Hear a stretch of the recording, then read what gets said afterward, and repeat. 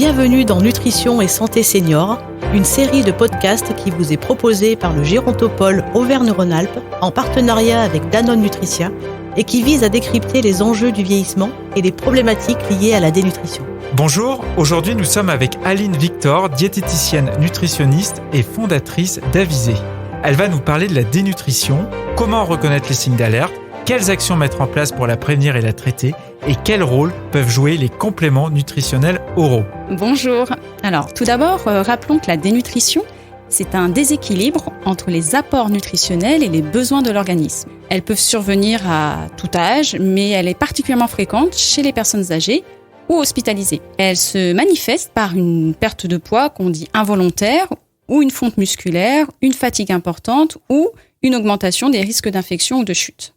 Et en tant que diététicienne, quels sont selon vous les facteurs de risque de la dénutrition et quelles sont les premières mesures à prendre pour prévenir la maladie ? Dans 90% des cas, elle est liée à une perte d'appétit, c'est-à-dire une baisse des consommations, et seulement dans 10% à un hypercatabolisme, c'est-à-dire une infection ou une inflammation. Il est donc essentiel de vite repérer les signes d'une perte d'appétit. C'est un refus de manger, une diminution des quantités, d'être très sélectif dans l'alimentation, une absence de faim, un frigo vide ou un repas très léger, par exemple soupe, yaourt le soir qu'on connaît très fréquemment chez les personnes âgées. Les premières mesures à prendre est donc de rechercher la cause de cette perte, mais les causes sont souvent multiples. Elles peuvent être sociales, comme l'isolement, médicales, comme une polymédication ou un problématique de santé bucco-dentaire, mais également économique ou géographique, avoir une difficulté d'accès à l'alimentation, mais aussi environnementale, notamment les idées reçues sur la nourriture. Quels sont les conseils que vous donneriez pour mieux prendre en charge la dénutrition ? Alors, la priorité est de dépister la fragilité. On peut citer par exemple le programme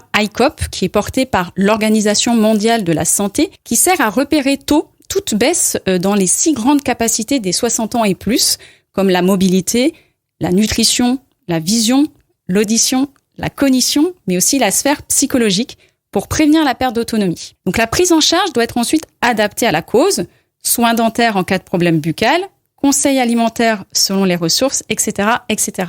Parallèlement, il faut enrichir l'alimentation pour limiter la perte de poids. Alors en première intention, on peut donner comme conseil nutritionnel aux professionnels qui nous écoutent de proposer par exemple de petits repas fréquents avec 2-3 collations par jour, enrichir les plats avec des aliments caloriques et protéinés comme le fromage, les œufs, le jambon, mais aussi maintenir une activité physique même légère pour préserver la masse musculaire. Si ces mesures ne fonctionnent pas ou en cas de dénutrition sévère, on proposera des compléments nutritionnels oraux. Quelle place peuvent avoir les CNO dans la prise en charge de la dénutrition et quelles sont les modalités de prescription ? Alors la Haute Autorité de Santé, qui est sortie en 2007, recommande la prescription de CNO si les apports restent insuffisants malgré les mesures diététiques. Ces produits, qui sont hypercaloriques et hyperprotéinés, sont disponibles sous différentes formes. Boissons, crèmes, soupes peuvent compléter l'alimentation quand elles ne couvrent plus les besoins. Les apports énergétiques cibles doivent être supérieurs ou égaux à 400 kcal par jour et les apports protéiques supérieurs à 30 grammes de protéines par jour. Ces objectifs sont atteints en général avec 1 à 2 CNO par jour. La durée initiale de la première prescription est d'1 mois maximum. Le pharmacien va délivrer au patient 10 jours de traitement dans un premier temps afin qu'il puisse évaluer l'appréciation des produits. Ainsi, sur les 20 jours restants, le patient aura une nouvelle délivrance de CNO plus adaptée à ses goûts. Ensuite, le médecin pourra renouveler la prescription par tranche de 3 mois avec une réévaluation systématique. Les CNO vendus en pharmacie sont pris en charge par l'assurance maladie au tarif officiel. Mais pour y avoir accès, il faut d'abord poser un diagnostic de dénutrition et donc peser régulièrement les personnes. De par votre expérience de diététicienne, quel constat faites-vous sur l'usage des CNO et du respect des recommandations de la HAS ?